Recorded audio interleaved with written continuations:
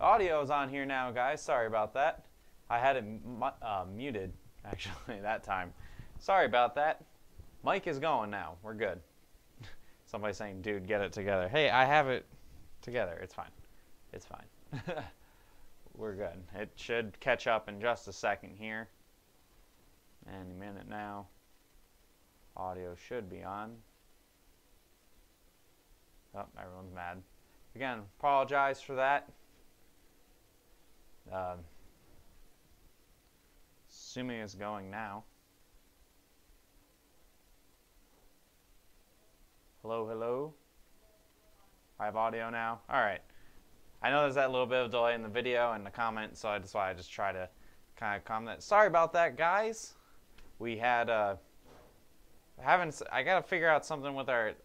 Basically the mic is hot at the countdown video, so I try to mute it to avoid hearing just banter in the office while we're trying to get things ready, and I forgot to unmute it. So my mistake there, guys. We're good. The battery's charged. Everything should get us through the rest of this. Make sure you have your notifications set up. You guys know the drill. The methods, the cities, the states, wherever you want to hear it. Moving forward here, going into what we had yesterday. This wasn't a hail map. I probably should have rewritten wind map. So yes, we had a storm early this morning, about 5:30 this morning. It was a one-star map across Iowa. You guys can go check that for free on our website. But what I have pinned in the comments section is actually this wind map that we made. Colorado and Wyoming, there was no real storms involved. It was just a really windy day with the winds blowing off the Front Range. Had winds up to 105 miles an hour in a couple spots. Average wind speed is 55, 65 miles an hour, upwards 70, 80 a couple spots. These are just some pictures I grabbed from the Denver area. You can see huge trees getting uprooted, roofs getting ripped off. You can see all the shingles get peeled up on the that building there. And I saw a lot of videos of houses where their shingles are getting lifted up and everything. So we have a map for that available. Again, I have it linked. It has been pinned in the comments section here on Facebook. And if not, you can check it out on hailtrace.com. Made that a 3-star map. Again, it was just an exceptionally windy day, so our map has the high wind warnings that were in effect, and we have been working on getting a bunch of the reports, the non-thunderstorm wind reports, just kind of labeled into our map as well. I spent a lot of time this morning working on that, so I don't really have a lot of graphics for you guys today. So no hail expected today, for the remainder of today anyway. There was that one little storm again in fairly rural Iowa earlier on. So I'm just going to jump straight into showing the models to you guys, since I did not have a lot of time to put together much in the way of a graphic for the Hail 5 day, and things aren't looking super crazy, not gonna lie. This weekend's threat has kind of downtrended quite a bit from about a week ago when we had that day 7 risk out there. It's still there, it's just not as exciting. So what's happening is this thing is amping up a little too far to the west, and it's going really far south as well. This is more typical of something you'd see in February than what you'd see in the second half of April. So the system does move through on Saturday. It brings a lot of beneficial rain to very drought-stricken areas, but I think the hail risk is going to be more minimal than what we were expecting before. And then we move forward into next week, and having this system just go and kind of stall out in the Gulf kind of kills our chances for a little while. We have to wait till getting towards the following weekend. I know, again, we have this every weekend we have that chance for some storms, but I'll bring up the dew points for you guys so you can see that moisture, see where we're expecting storms to happen. We move forward to let's get up to Friday here. Friday, we're probably going to see storms limited to south of Odessa and Midland, so very rural areas on that one. And then we push forward to Saturday. Did I say Saturday? I meant Friday. And then Saturday here, we have what looks like the triple point's going to be pretty close to Dallas, so I think there's that chance. There's a chance that there could be some storms across the Dallas area, further south, dry line extending down through Austin, possibly down towards San Antonio. Not a lot of storms, but I think we could see some hailmakers, again, on Saturday, across Austin, across San Antonio, near Dallas. It really depends on how far north this warm front gets. Right now it has a warm front kind of straddling the Dallas-Fort Worth Metroplex. If that were to be the case, the triple point would be nearby, and we could actually get a decent storm out of that. Or it ends up being too far south, and then Dallas isn't in play, and then it's more Austin and San Antonio looking into things. Move forward beyond that, and the timing on Sunday isn't good for Houston.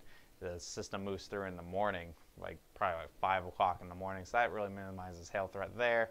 And there might be some hail maybe in southern Alabama on Sunday, and then after that, the quietness continues. I think if I have some time tomorrow, I might actually kind of go into what's going wrong with this season so far. I know a lot of you guys are getting frustrated. I know we're getting frustrated at the real lack of activity and having to consistently look further off into the distance. And maybe this will actually verify here, where the moisture indications, some indications are showing that moisture is more plentiful, warmth is coming back at the very tail end of April going into May, but just how the trends have been this year, I'm hesitant to look at that at the moment. So that is the issue there.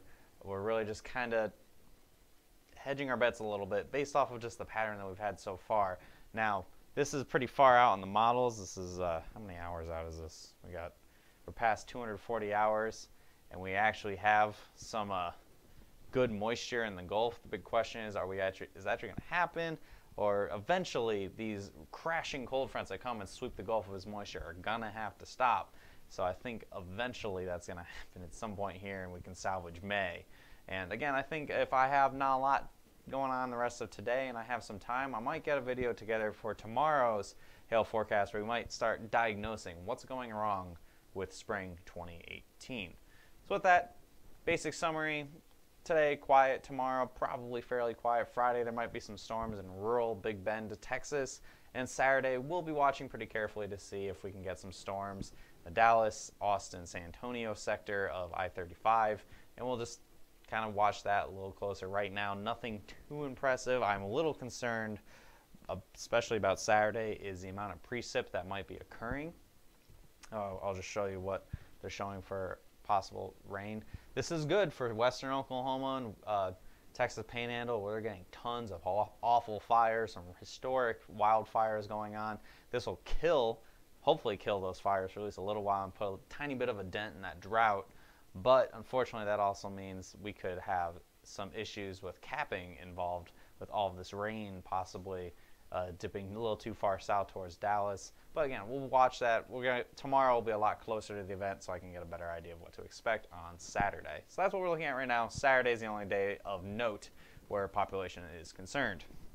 So with that, I'm going to wrap this up, guys. Quick video today. I'm glad that I had minimal issues. I guess it's better to have some issues here on our end with the videos when the weather's quiet than when there's an outbreak going on. So we appreciate all you guys coming through us when we have some little bumps in the road. We keep updating our various stuff that we use to broadcast to you guys, and it takes, obviously there's some issues here and there as I get used to the new products. So make sure you follow us on Facebook. Hit see first so you can see me stumble through a video every now and again here on quiet days, and hopefully some exciting weather as we eventually have some events come roaring through this weekend. And again, tomorrow I might actually go in a little bit detail about what's starting to go wrong with this year. And if you have any more questions about Hail Trace, about what we have to offer, you want hail report requests, questions about the weather more specifically that we haven't answered for you guys in the video, give us a call, email us, or go on hailtrace.com. Click in the lower right hand corner, a little blue circle with a speech bubble in it. It's called Intercom. You click on that, and it does an AIM style message out to the whole staff, and we will answer your questions as quickly as we can. Have a great rest of your Wednesday, guys. I'll see you again tomorrow at 12 p.m. and hopefully I'll have better news with more exciting weather in the horizon. But until then, I'll see you guys at noon tomorrow.